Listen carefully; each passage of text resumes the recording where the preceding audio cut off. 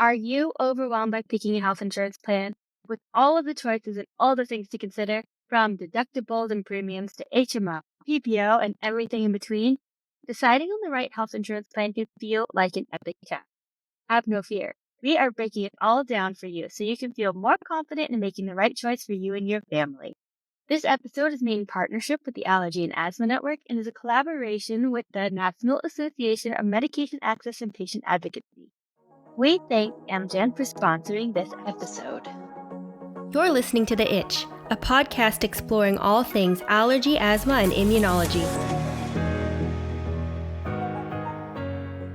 This is our third episode about health insurance, and this is a little bonus episode that we decided to do because after talking to Lacey and after talking to Elizabeth, we were like, we just need to know the 101, the basics of how do you even choose an insurance plan? Where do you start? So Lacey is back with us, and we are going to talk about insurance. What do you need to know when you're selecting an insurance plan? What do you need to know just in terms of what these words are? Because before we jumped on this recording, I was telling Lacey, there are so many 3-letter things that you need to know. So I think we're just going to jump in and learn all those 3-letter things, understand the words, and understand what you need to look at, especially if you have food allergies, asthma, atopic dermatitis. So these kinds of diagnoses, what are you going to look for when you are getting an insurance plan? So before we jump in, Lacey, welcome back. Can you just give us a bio of who you are and NAMAPA? Sure. So my name is Lacey Varnon, and I'm the Vice President of NAMAPA, which is the National Association of Medication Access and Patient Advocacy. And we're a nonprofit foundation that we have set up to really help those people in healthcare as well as our patients to really understand the processes more. Great. So I think we'll start with a broader question because I think it's just kind of going to set the stage, and then we'll dive into more nuance. And the first thing I just want to know is when you're going, okay, I need to get an insurance plan, what is like the one thing that we need to consider when we're looking at getting a health insurance plan? Yeah, that's actually a really great question. And I think the biggest thing to consider is what are your access options? And when we say that, we mean, can I stay in a certain hospital that's local to me? How many office visits can I have a year? Can I still see the provider I'm seeing now? What about specialists that you may be sent to? As we're talking about the allergy and asthma space in specific, can I still see my same allergist? Those types of things. So those are kind of the basics of access that you want to make sure that you're covering whenever you're choosing your insurance plan. When you give that advice, can we just go into how a person would go about figuring that out? Like when they get their options, do you call the provider's office and check in? Or if the provider doesn't have anyone that does that necessarily, do you call the insurance company and then tell them who the provider is and then check in? Is that what you'd recommend people doing? Yes, actually, I personally recommend that you call the insurance company or during this open enrollment time, speak to your insurance representatives and let them know, here's a list of the providers I currently see. Here are my diagnoses. Here are the medications I'm on.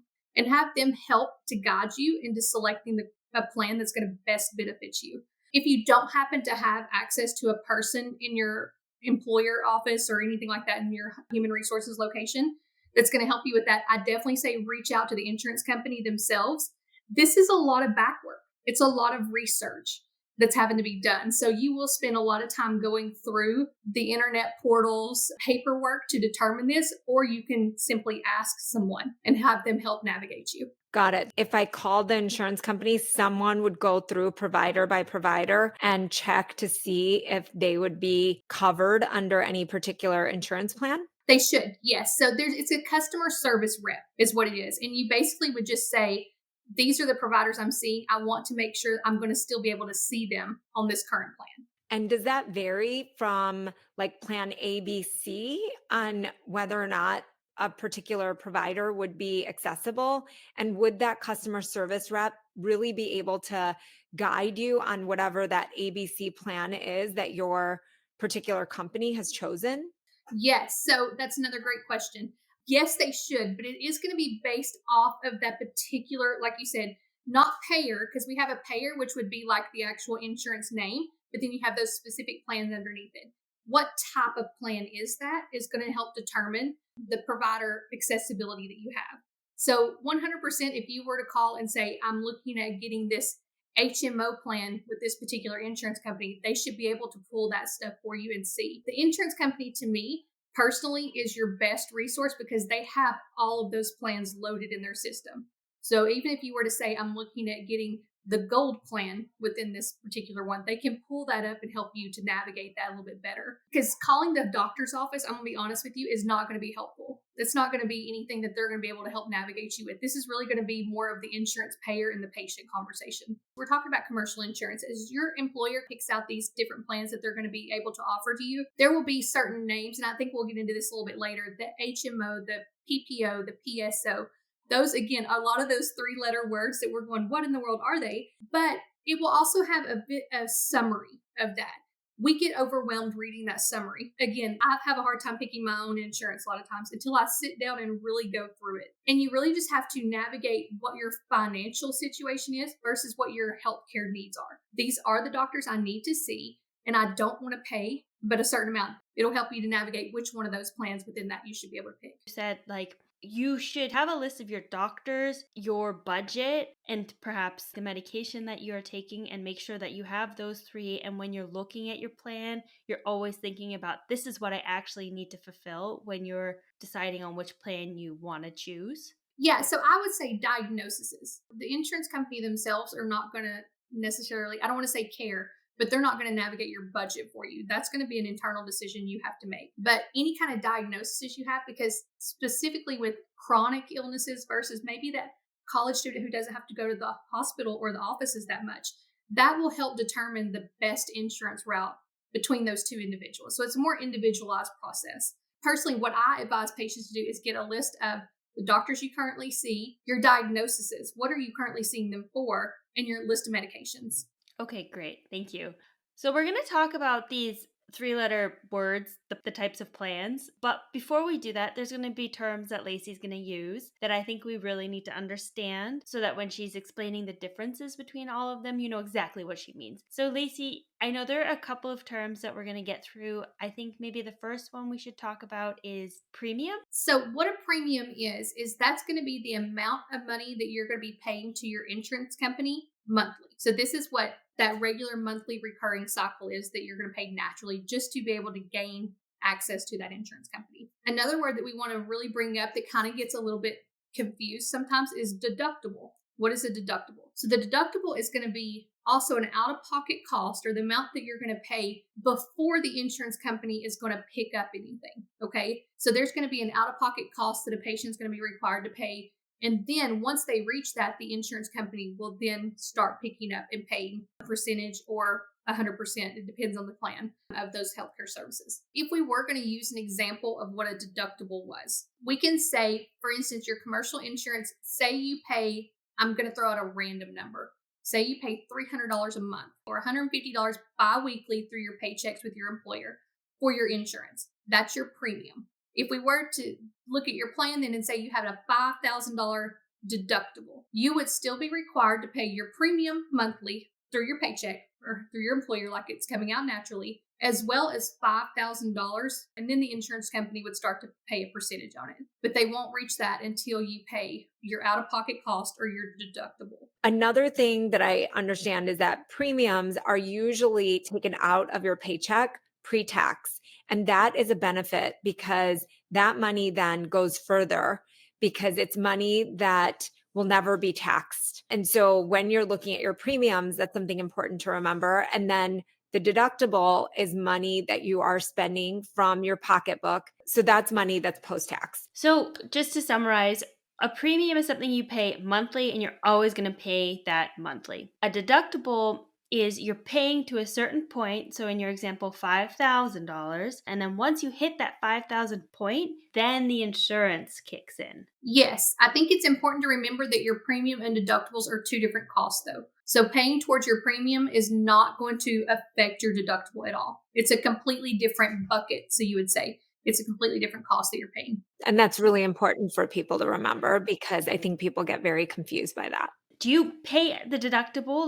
Would you have to pay that $5,000 monthly as well? Or you go to the doctor, you pay this. You go get your medicine, you pay that. And then once you hit $5,000, then the insurance kicks in. That's exactly right. Yep. But also for the deductible, not every single medical cost is considered going towards your deductible, is it? Or what goes towards your deductible? Yes. So your deductible is really going to be medical services and prescriptions that have been prescribed to you. Anything that's what's considered a covered service. So again, that word covered is really confusing for a lot of people. When your insurance company says you can go see this allergist and it's a covered service, that does not mean they're paying for it completely. That means they're allowing you that service within their network. So that's where the difference comes from. If you still have a deductible cost and you go see a specialist provider, you're still going to need to pay on that office visit until you reach your maximum out-of-pocket cost or that deductible cost. Then your insurance will kick in and start to pay for it. So when we say that not everything is covered under the deductible, a lot of times this is those non-covered services or out-of-network services. Great. There's a few more terms that we want to get into, like co-payment and co-insurance, but since you mentioned network, should we jump into that first? Yeah. So when we talk about an in-network provider, what we're talking about are these providers who have negotiated with the insurance company. So they have contracted rates with the insurance company and they are considered within their network or preferred to use by that insurance company. When we use the term out-of-network provider, that is a provider who has not negotiated with that insurance company necessarily to be in that contracted area. So it's just a little bit of a different thing. When you see in-network, a lot of the time your costs are lower because it is negotiated within that company. An out-of-network provider, this is why those costs are increased because there is no set rate with the insurance company for them. So you talked about out-of-network provider, and I'm just curious, if you end up seeing an out-of-network provider, is that something that you have to pay 100% out of your own pocket? Yeah, so it's going to depend on the plan that you pick. So if you have an HMO plan, you will pay 100% out of pocket to see an out-of-network provider. And that's because that plan is for you to only see an in-network provider. If you were to pick a PPO type plan, there will be some sort of coverage for out-of-network providers, but it's just important to remember that in-network providers are still going to come at a lower cost. So we'll talk about HMO and PPO shortly. I think there's one more term that we need to get to, and that is copayment. What is a copayment, and why is that important for us to talk about right off the top? Yeah, so a copay is going to be a fixed amount that you're going to pay to your doctor's office for your medical services, sort of at the time that they're being rendered. So when you go in to see your doctor, you're going to pay a copay for that office visit. And that's going to be always. So that's another thing to remember too. The copays are not going to go away. Okay. You will pay those every time you go to the doctor. Is that the same for medication? Do you also have a copay for medication? Yeah, so medication is, you definitely will. It's kind of a different setup, okay? So what we're talking about specifically is for the medical benefit plan. So as you go through your pharmacy benefits, there may be different copay levels based off tier levels for that drug. So it just really depends on, again, plan that you pick and where your medication falls into those categories as to determine what it is you're going to pay for that. And when you're looking at your insurance plan, are you looking at both the medical plan and the pharmacy plan, or are those two separate things? So I think it's a great idea to look at both, especially if you are someone with asthma or allergy issues where you're going to be seeing a provider on a regular basis and you kind of already have an idea of your medications that you're currently on. This is why we say it's a great idea if you're able to sit down and talk to an insurance agent to have a list of your medications with you, so that they can also look and see if this is going to be a covered drug coming up in the next year, or if there's going to be more of an out-of-pocket cost to you and let you proactively prepare for that. So what we're saying is when you're picking these plans, then their pharmacy benefits are also distinct. Yes. So you might like what a PPO has to offer as far as your provider, but then they might not offer the right pharmacy benefits, but there's no way to mix and match those. That's sort of correct. Yes. Typically under the plans in itself, you're going to see a similar process for formulary. So it depends on the actual insurance company also. They will have a similar breakdown. So like your inhalers may be offered through Aetna, but through Blue Cross Blue Shield, it may be on a non-formulary. But typically, yes, HMO, PPO, those are going to include your pharmacy benefits, but it's paid out of the insurance differently. Okay, so I'm still a little bit confused. So what you're saying is basically, let's say in the PPO and HMO, we don't have to worry about the doctors. Then the second thing you would go to is the pharmacy aspect and see which one's better for you. Hopefully you have two to pick from.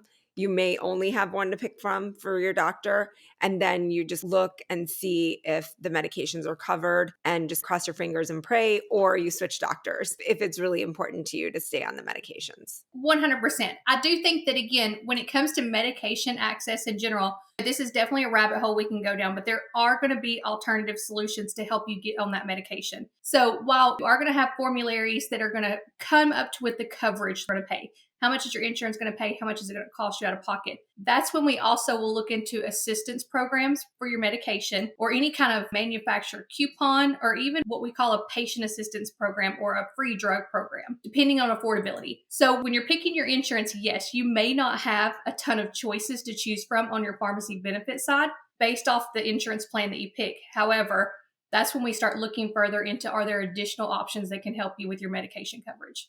And we always have to remember that the formularies are constantly changing, so you may not want to pick your insurance based on the medication.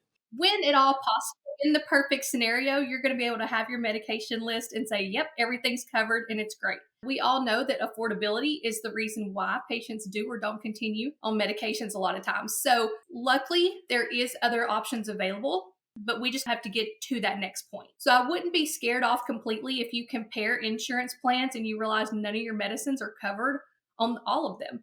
Then we just go to the next step. Okay, we want to make sure that you can see your providers, that you're going to be able to get the lowest cost care that you need. But we will have to kind of take that into consideration, that we're going to need to look further into getting you assistance for your meds. So with that, can we go into all of these scary 3-letter terms?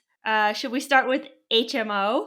Yes, let's do that. So HMO actually stands for Health Maintenance Organization. And in this particular plan, it's a little bit more what we would call restrictive. And we say that because you are asked to choose between a network of providers that are contracted with that insurance company. So they don't have a lot of resources available to you for what we call an out-of-network provider, or someone who's just not contracted with them to work with you. In an HMO plan, you're going to be asked to choose a PCP, so a primary care physician who's going to help navigate your healthcare needs.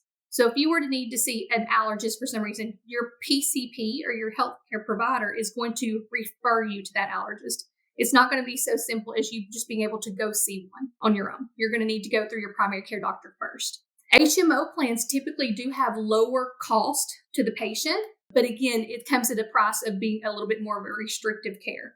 So if I understand that correctly, if I already have an allergist and I decide to go with an HMO plan, I would potentially have to get a whole new allergist because that allergist might not be on that HMO, or I can see if my allergist is on that HMO and I can choose it. Yeah, I definitely would say check to see if your allergist is within network for that particular plan. It does not mean that you're going to have to stop seeing everyone altogether.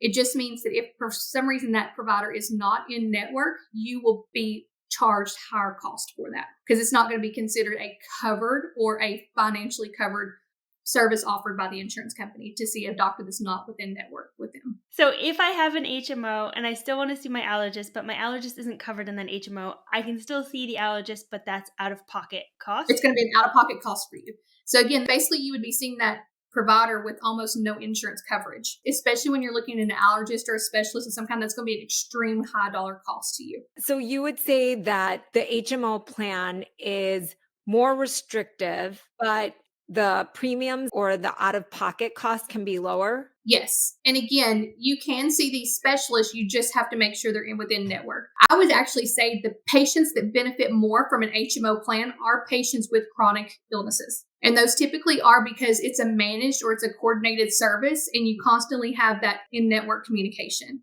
And we'll kind of go through the rest of them too to kind of pick out the best patient for each type of one of these plans. But people who really need that more coordinated care, who have maybe more than one special healthcare need, an asthma plus diabetes or something like that, these really benefit from having that HMO type plan. Families who have young children, if you're able to find a really great PCP within that, they also would benefit from having this type of plan.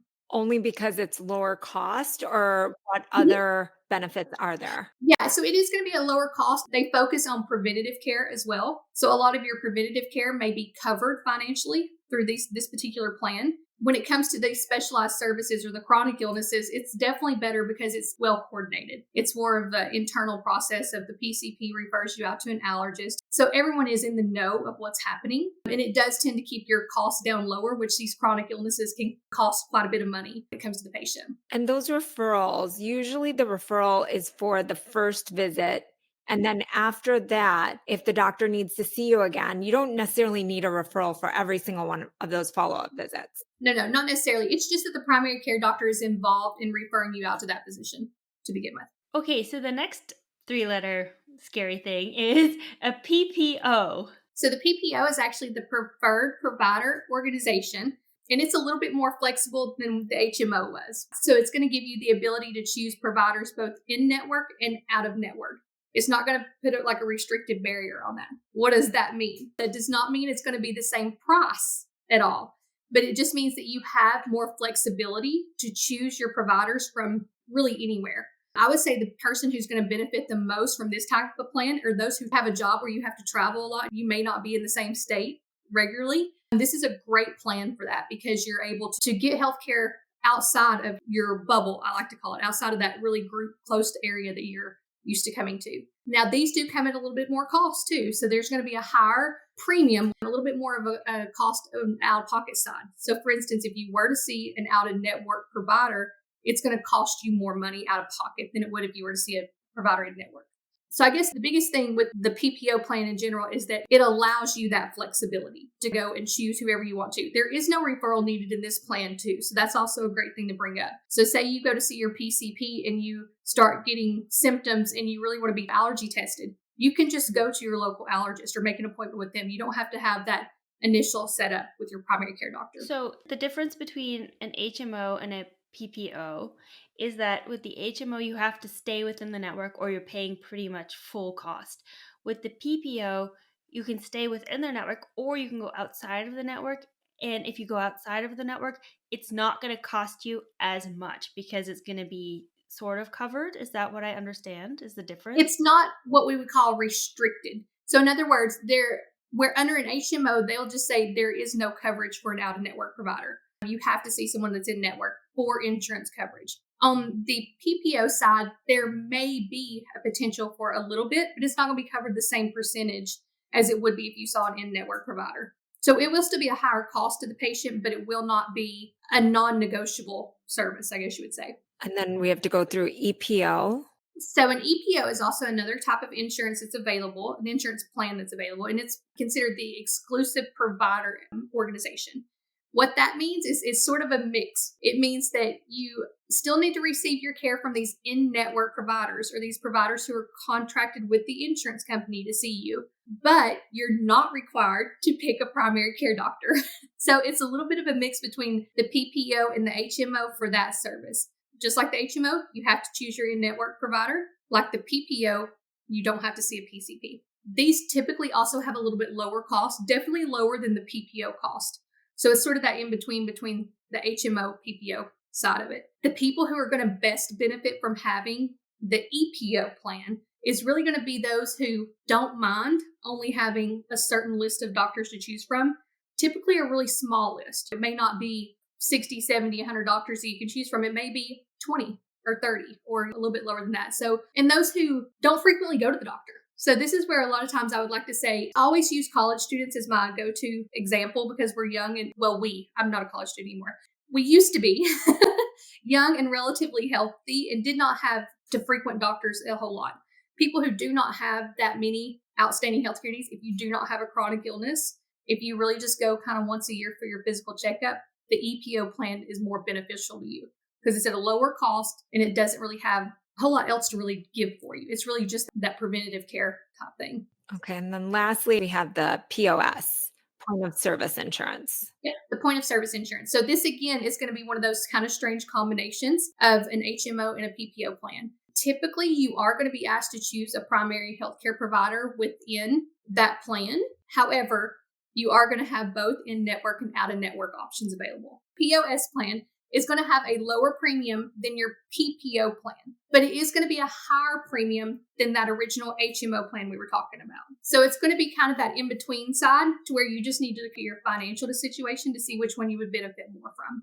I would say the patient who's best going to benefit on a POS insurance is going to be those who really want that flexibility in being able to choose both an in-network and out-of-network provider, but still want that coordinated care. So still wants the primary care to be their main point of contact. So then that primary care doctor would refer them out to a specialist as needed. It just may not have to be a specialist within network. So if they work particularly close with someone else, that sometimes is a really good benefit for them. Also, we have learned that people with POS plans are really good for families who have different healthcare needs. So like if you have a child that has asthma, you have another child that has diabetes, for instance, a POS plan is really great for you because you're allowed to choose multiple different specialties and different doctors to see. You're down to only choosing that one group, or your PCP only sending you that one group. And anybody who already has an existing relationship with your providers, this is one that we would want you to look into also, because it does offer that wide net for you to look at.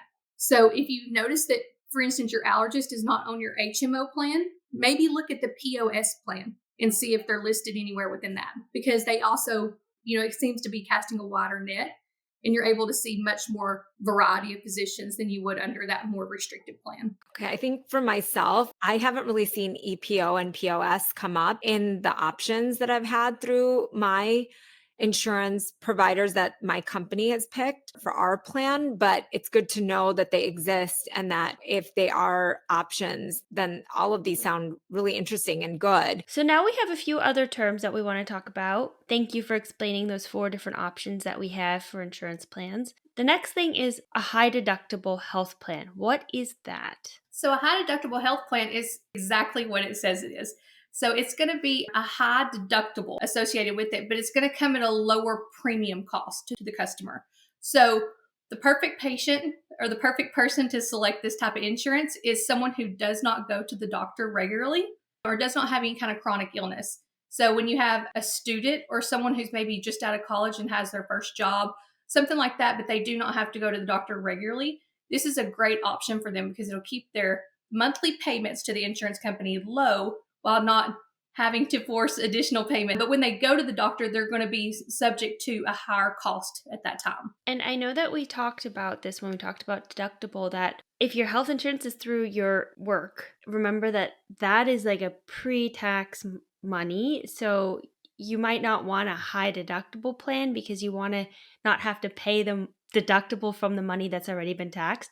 And you use an example of a student. So I'm not sure how that looks for a student, but just to remember that a high deductible is you have a low monthly cost, but it's going to be higher when you go see the doctor. You're not going to get your deductible taken away fast, and that money is again taxed, if I'm understanding all of this correctly. So you're making a great point, and I think we will get into the HSA cards here in just a moment. So that's an associated portion to the high deductible plan to help offset, I guess you would say, some of those costs. But yes, in general, as long as you do not have, I would say, standing conditions or chronic conditions, anything that's going to require you to go to the doctor on a regular basis, the high deductible plan is not terrible for you. But yes, you just need to take into consideration that you may not meet your deductible or your out-of-pocket cost. So it may be something that you're paying for each time you do go to the doctor. So one more example would be my husband goes to the doctor and he always gets a clean bill of health, and they're always like, you're kind of perfect. Whereas I go to the doctor and they tell me, oh no, you've got this now, or you've got this now, and also you're on a biologic. So maybe that's not the right plan for me, would be a high deductible, but for my husband who's got like a clean bill of health,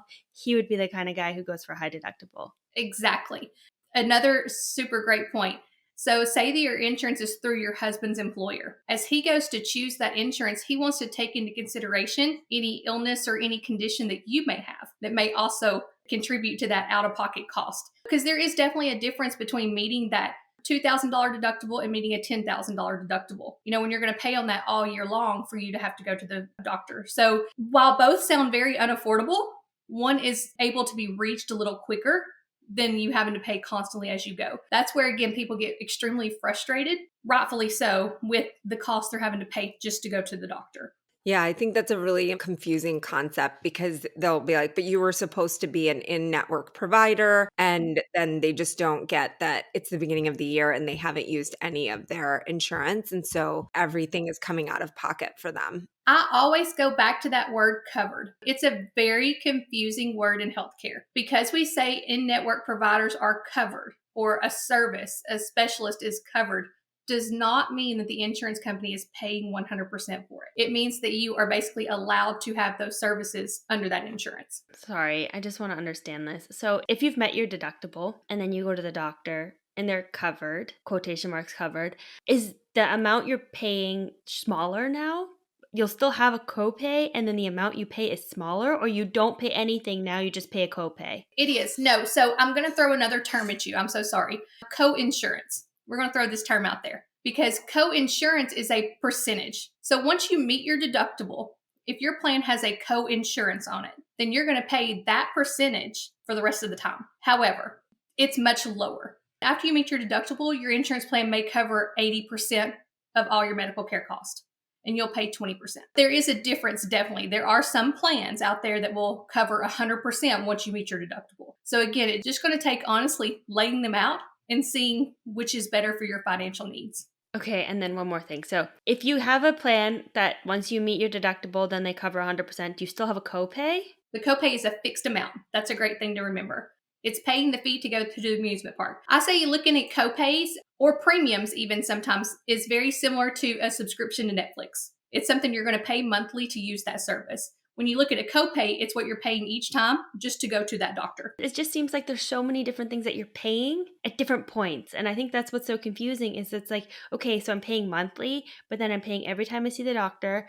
I'm paying more until I reach a point, and then I'm either not paying once I've reached that point, or I'm paying a percentage still. So it's just like these 4 different things that you have to keep in mind when you're trying to budget out what is the best health insurance for you. You're exactly right. There's other costs associated with medical care. And I think that's, again, something that we get to overlook on the patient side, where we know we're paying our monthly premiums.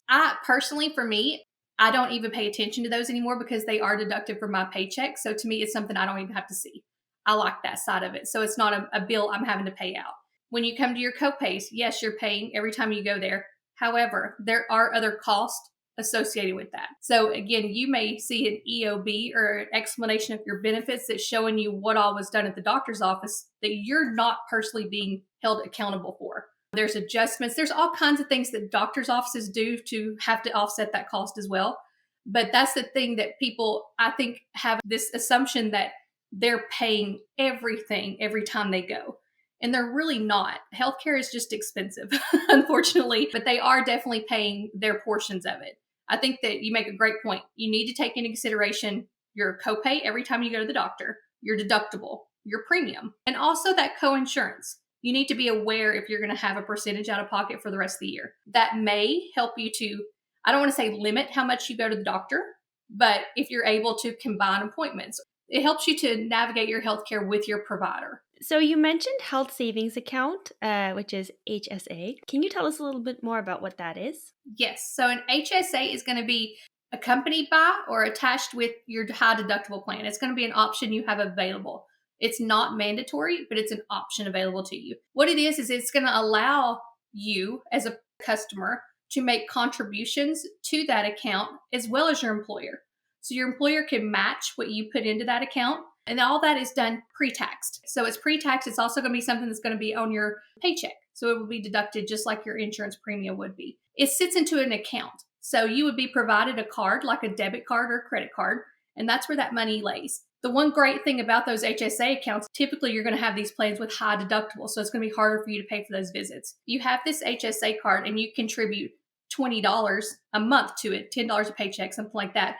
And then your employer also matches that amount. You now have $40 sitting in an account month after month for you to use for your healthcare cost. So if you were to have to go to an emergency room or something like that, an unexpected high out-of-pocket cost for you, you have that card available to be able to use for those services. And what is the difference between an HSA and FSA? So the FSA, you're going to actually submit the claim through your employer. and they're going to have to provide the receipts for the medical services. So again, for the HSA account, it's really just sort of an account that you're using at your will for those medical services. You don't actually have to go backwards and provide the breakdown of what you used it for. You could use your HSA card for medications at a pharmacy. You can use it for going to the doctor, having a mammogram if you had an out-of-pocket cost for a mammogram. So it looks like for the FSA in general, you're actually going to have to submit those claims to your employer to be reimbursed. Got it. So it's not as much of an account that you have access to. It's more of a amount of money that you have access to, but you have to submit the receipts to your employer in order to get that money back. From what I understand, not every employer offers the HSA benefit or FSA benefit. Correct. Yes. Typically with the high deductible plans, you would see sort of an option available, but it is going to be plan specific. And it is going to be, like you said, the options that your employer chooses for you. And I think the other important thing to remember about the health savings account, the money that you have in there, I think it's rolled over year after year. Isn't that correct? So if you don't end up using that pre-tax money, it is held into that account. Are you able to take it out at any time if you need it? Or it just has to stay in that account for any health related expenses? It has to be for a health related expense.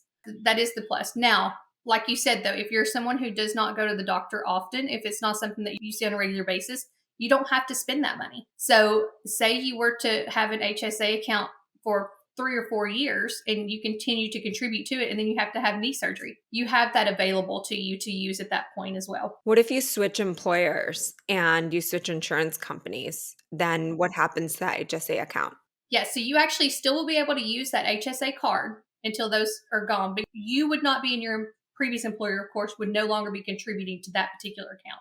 But the funds are still there. And it's not always that the employer has to contribute to an HSA in order to offer an HSA. Correct. Yes. It's a common thing that we see, but 100%, they do not have to contribute to it, and they don't have to contribute 100%. So in other words, if you do $20, they can't contribute 10. They may match it, but they may go a little lower. So it's, again, just kind of reading that fine print and understanding what it is that you're being offered. An HSA is basically like having a debit account, but it's only for medication. So it's money you can't touch unless it's, or not medication, but medical costs. Right. Correct. We'll say medical or pharmacy. You can go to CVS and use it if you needed to. And there's random stuff on Amazon that will say this is HSA eligible, or on Target, Amazon, any website where they have medical supplies or Band-Aids or anything health related, it will say HSA, FSA eligible. Yeah, no, I think you make a great point on that too. Band-Aids, truly anything that is health related, you can use for that. For the flexible spending account, that's when it gets a little bit more specific. And can we just cover what out of pocket OOP cost is? Yes, so the out-of-pocket cost is going to be any cost that's associated with the patient having to go get services. So you're going to have your deductible that you're going to need to meet. There will be a co-insurance as well that you're going to have to pay, most likely. Not every plan has a co-insurance, but most likely you will have a co-insurance. And then what's called an out-of-pocket max. So an out-of-pocket max is the total amount of money you're going to have to spend before your insurance will cover it 100%. And that doesn't include premium. Does not include premium, does not include copay. That's, again, another one, a great one to remember too, because copays are always going to be that fixed amount that you're going to pay to the doctor. And that doesn't count towards your maximum out of pocket. No. So then is it just your deductible? It is strange. It's really not just a deductible, because again, there may be, your doctor may cover a certain percentage of a service and you're going to continue to pay the other percentage until you reach what is called that out-of-pocket max. Once you've reached that, they will cover it 100%. So this is where that co-insurance is going to fall back into place again. Out-of-pocket max is very hard to understand because it's so plan specific. You may have an individual out-of-pocket max. You may have a family out-of-pocket max. It depends on the type of plan you get and how they break it down. And there's so many different services that are available. Not every service is counted towards your deductible, but it is counted towards that out-of-pocket max cost. It is very complicated to navigate that portion. I think, again, one of the best advices we can ever give someone who's navigating their insurance, trying to figure out what's best, is to speak directly with an insurance agent or a customer service representative and tell them your anticipated needs. Not that it's always going to match, right? Things happen. But if you do have asthma, any issue like that you're going to have to go see the doctor regularly, we want to be sure to keep those costs down as low as possible. which is, again, typically why you fall under that HMO plan, because a lot of these out-of-pocket costs, the premium levels are much lower than they are with a different type of plan. So it makes it a little bit more affordable for long term. Got it. Open enrollment is a very set period, and that's the time when you're allowed to pick your insurance plan. So everyone is doing that at the same time. And it just feels like if you're anticipating talking to somebody for your needs and trying to figure out, it might be harder to get a hold of somebody. And there's usually one person that's like, I'm your point of contact. For example, the employer that I have right now has probably 200, 300 employees. And so if all of those 300 employees want to go and talk to that one person, that seems like a big ask. It is. I will say this. Your point of contact person is going to be based off of your organization. And yes, while they may have other organizations as well, there are definitely some that have to deal with someone else. So your point of contact person for your insurance company, if we had the same type of plan, my contact person may not be the same. So they do still kind of shorten that a little bit. I think it's also important to remember that they also have a team of people behind them.